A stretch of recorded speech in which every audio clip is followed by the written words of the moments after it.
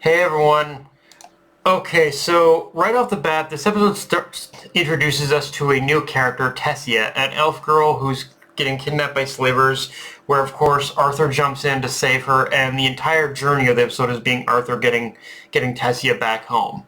Now, obviously, first things first with this episode that needs to be addressed, and something I know is gonna come up in the comment section. Tessia is definitely the most obvious parallel to Mushoku Tensei, where even in the interview Turtle Me did on Crunchyroll, he admitted he was inspired very heavily, but by basically the series when creating the beginning after the end. So there are always going to be natural comparisons one can make between Tessia and Sylphia in this case. But there is one thing Turtle did with Tessia's character that I really like that becomes the first real focal point of development for Arthur in the sense where this is the first real step Arthur takes towards a journey that, while still rooted in his desire to become king again, it's also it's also kind of like Tessia herself, but by virtue of befriending Arthur, kind of opens up a different path towards that goal. That's that's once again rooted more in Arthur's emotional growth, where even in this episode you see him open up the Tessia while traveling together, and how they interact off each other. Like it's not only Arthur taking the lessons he learned from Sylvia of showing compassion and implementing that emotional growth into how he interacts with Tessia, but Tessia herself is, when you look at this journey, is Arthur's first real friend he's made since being reincarnated. Which, on that note, let's get the obvious out of the way. Tessia, that is also going to be a comparison to Mushoku Tensei. Tessia does grow up to be the main love interest of this series, and yes, Arthur does get multiple girls vying for his affection, like in Mushoku Tensei. But I'm not gonna lie, like as far as how the beginning at the end handles those multiple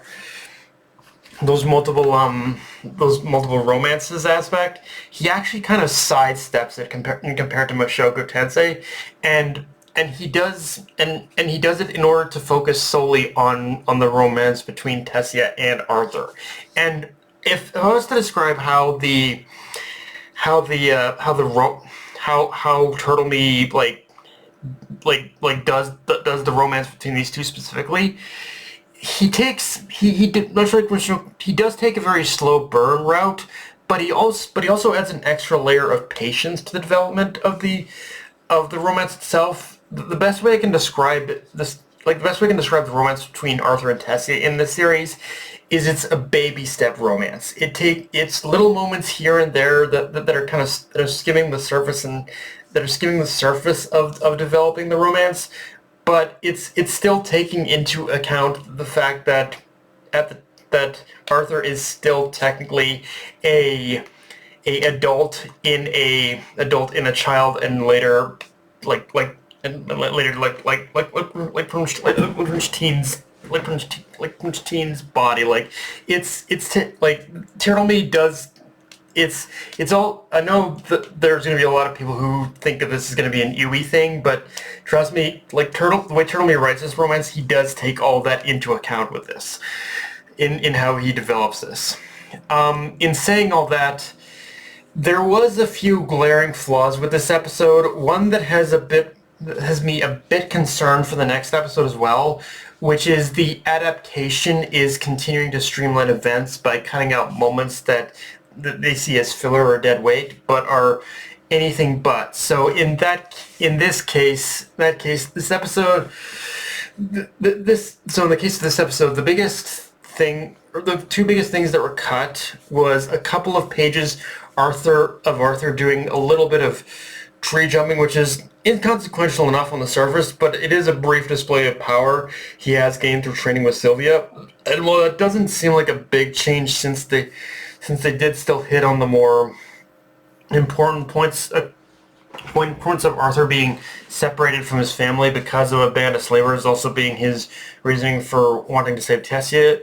Like, going off what I said about how Turtle Me approaches their romance with the baby steps, I am worried next episode is going to skip over a lot of the shenanigans that help build Arthur's friendship with Tessia in favor of focusing solely on the training arc we're also going to see him go through, because they'll think this episode did enough. They may think this episode did enough heavy lifting in that regard that they don't need to focus on it. And the thing to understand above all else is this story has many different moving pieces happening within a single moment, a single arc. Like it's juggling so much at one time, and the anime hasn't really done a great job at capturing that. And the other thing about that too is that the other problem with some of the stuff they've cut out here as well is that it cuts down on the time we see Arthur and Tessia spend together in some pretty significant ways, in the sense where the anime cuts down out a lot more moments seeing Arthur struggling with the instability of his new powers. And the problem in cutting that stuff out is I feel not showing that that kind of vulnerability is important for what's to come next, and just cutting down that, minimizing the effect, yeah, it doesn't hit the same in a way. Now if I was to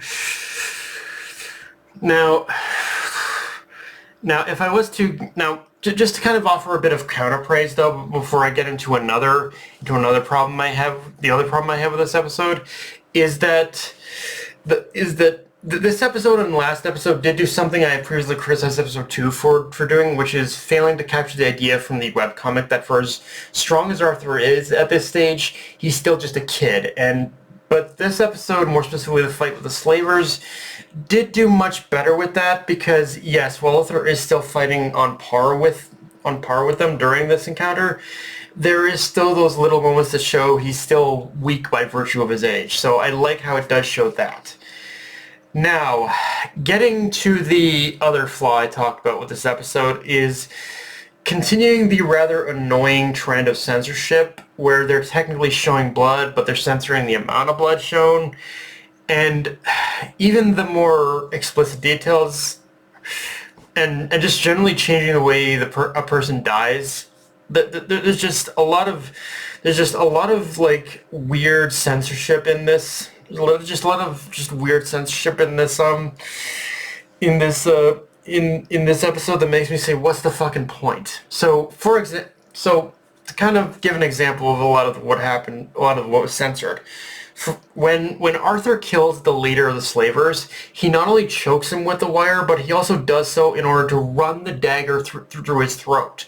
Whereas here, they stab him in the forehead. So right off the bat, it's one of those things where, on top of being weird censorship in general, it also just makes no sense logistically when looking at where the dagger should have landed versus where the anime chose for it to land. That right out of the gate is already like, what the fuck are you doing? Are you doing, ACAT?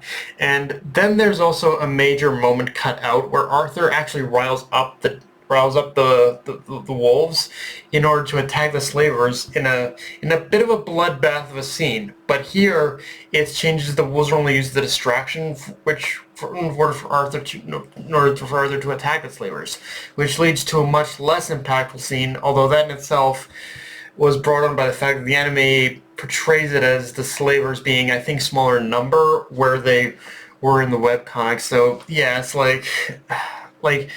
The thing is, I know a lot of people get angry with censorship, and don't get me wrong, I get angry with it too, but for me, this specific type of censorship is the kind I get more annoyed by, because it's like, you're already showing blood, why the fuck are you also censoring in these other fucking areas? Like, it makes no fucking sense. Like, I know even with some of the more bloody scenes, they censor that too by not showing as much blood, but it's like, you're still showing blood, so why are you